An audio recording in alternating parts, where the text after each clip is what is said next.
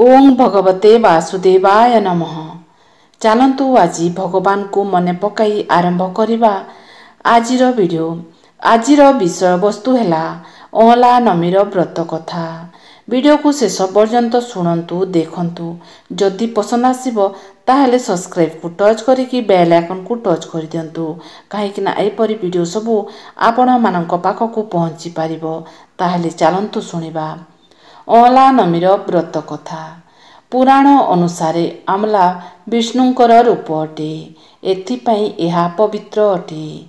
विष्णु पुराण अनुसारे भगवान विष्णुंकर मुहरु चंद्रमा परी चमकुथुबा बिंदुटीए धरणी उपरे पड़िला। सेथिरे आमला गछर सृष्टि हैला बोली मान्यता अछि। महर्षि वशिष्ठ मध्य कहिथिले कि आमला एकादशी कथा राजा मांधाताकू बतैथिले। आमला गछर जन्म भगवान विष्णुंकर मुहरु होइथिला, सेथिपाई एहा पवित्र अटे। आमला गछकू जदि ध्यान करिबारु पूजा करिपारुछंती ताहेले गोदान कले जेपरी पुण्य मिलिथाए सेपरी पुण्य मिलिथाए। आमला गछरे विष्णु लक्ष्मींकर बास होइथाए। आमला नमी व्रत कथा जानिबा। गोटे राजाटीए थिले, तांकर नाम हैला राजा प्रण। राजा प्रण प्रतिदिन आमला दान करि सारिबा परे ही भोजन ग्रहण करुथिले। एहिपरि बहु वर्ष धरि से आमला दान करुथिले, सेथिपई तांकर नाम हैला आम्बलया। राजा तांकर पुओ झियो थिले, तांकर पुओ बहु थिले। दिने तांकर पुओ बहु भाबिले राजा जदि एपरी आमला लोकमानंकु दान करि देउछंती, एपरी दान कले तो सबु आमला सरीजिबो। एपरी भाबी कि राजांकु कहिले, बापा एपरी आमला दान कले शीघ्र सबुतक आमला सरीजिबो। एही कथा शुणी राजा राणींकर मन बहुत दुख हैला।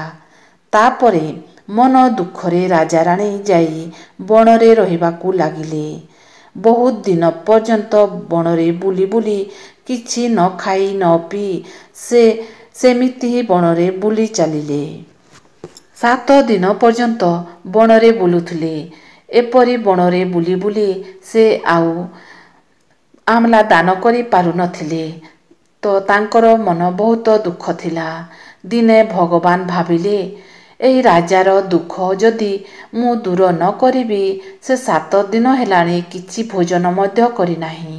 तांकु मु साहाय्य जदि न करिबी ताहेले मो उपरे तार विश्वास भांगिजिबो। एहा भाबी भगवान निजे राजांको पाई जंगलरे राजमहल खाद्य जोगाण करिदेले, बगीचा तैयारी करिदेले, बहुत सारा आमला गछ मध्य जगाई देले। तापरे भगवान राजा राज्यरु विशाल राज्य तैयारी करिदेले। तापरे भगवान अंतर्ध्यान होइगले। राजा सबु किछि पाई बहुत किछि संपत्ति से पाइगले। तापरे पुणी सेही भगवान देइथिबा आमला गछरु आमला समस्तंकु दान कले। तापरे पुणी भोजन कले। एहिपरि भावरे से जंगलरे रही निजर प्रजा मानंकु सुख शांति देई आराम रे चलिबाकू लागिले। बहुत दिन परे आमला दान करिबा परे ही भोजन कले। राजांकर पुओ बहु राजांको आमला दान करिबा पाई मना करिथिबारु पुओ बहु मध्य भिखारी सदृश होई एणे तेणे बुलिबाकू लागिले। शेषरे सेमाने भी बुली बुली जाई बणरे पहुँचिले। बणरे थिबा राजमहल रे पहुँची गले। राजांकर पुओ बहुंकर हालत एपरी होई जाइथिला कि राजा मध्य निज पुओ बहुंकु चिन्हि पारिले नाही कि रानी मध्य तांको पुओ बहुंकु चिन्हि पारिले नाही एवं निजर कामरे से रखिनेले। राजांकर तांकर निजर पुओ बहु राजांकर कामबाली हिसाबरे तांकर चाकर हिसाबरे तांकर पुओ बहु तांको सांगरे रहिले। राजा राणी निजर पुओ बहुंकु चिन्हि न पारि चाकर एवं कामबाली हिसाबरे निजर पुओ बहुंकु रखिनेले। तांकर पुओ बहु तांकर ମା ବାପାଙ୍କୁ ବା ରାଜାରାଣୀଙ୍କୁ ଚିହ୍ନୁଥିଲେ, କିନ୍ତୁ ରାଜାରାଣୀ ତାଙ୍କ ପୁଅ ବୋହୂକୁ ଚିହ୍ନି ପାରୁନଥିଲେ। ଏହିପରି କିଛି ଦିନ ବିତିଗଲା। ଦିନେ ଶାଶୁଙ୍କର ପିଠିରେ ଏକ ମଶା ଦେଖିଲେ ଆଉ କହିଲେ, ଏହିପରି ମଶା ତ ମୋ ଶାଶୁଙ୍କର ପିଠିରେ ଥିଲା। ଆମେ ଦୁହେଁ ମୋ ଶାଶୁ ଶ୍ୱଶୁରଙ୍କୁ ଆମ୍ଲା ବିକିବା ପାଇଁ ମନା କରିବାରୁ ଶାଶୁ ଶ୍ୱଶୁର କୁଆଡ଼େ ଚାଲିଗଲେ ଆମେ ଜାଣିପାରୁନୁ। କାମବାଲିଙ୍କର କଥା ଶୁଣି ରାଣୀ ଓଲଟି ପଡ଼ିଲେ ଆଉ ପଚାରିଲେ, କାହିଁକି କାନ୍ଦୁଛୁ? କାମବାଲି ବୋହୂଟି ସବୁ କଥା ଗୁଡ଼ିକ କହିଲା। ତାପରେ ରାଜା ରାଣୀ ଜାଣିପାରିଲେ ଇଏ ହେଉଛନ୍ତି କାମବାଲି ଆଉ ଇଏ ଚାକର। କାମବାଲି ବା ଚାକର ନୁହନ୍ତି, ଏ ହେଉଛନ୍ତି ଆମର ନିଜର ପୁଅ ଆଉ ବୋହୂ।